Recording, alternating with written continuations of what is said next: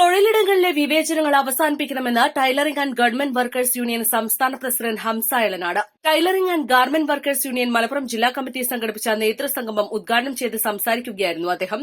സാമൂഹ്യ വൈവിധ്യങ്ങളെക്കൊണ്ട് തൊഴിലാളികളുടെ അവകാശങ്ങളെ നേടിയെടുക്കുന്നതിനും തൊഴിലിടങ്ങളിലെ വിവേചനങ്ങൾക്കെതിരെയും എല്ലാ തൊഴിലാളികൾക്കും അവരുടെ അവകാശങ്ങൾ കിട്ടി എന്ന് ഉറപ്പുവരുത്തുന്നതുവരെയും യൂണിയൻ പ്രവർത്തകർ മുന്നിലുണ്ടാകണം.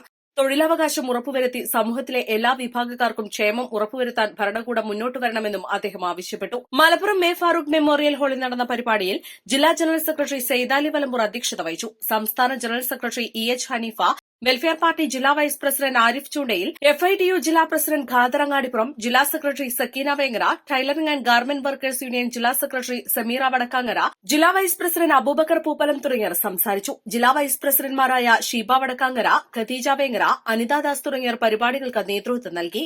East live Malappuram.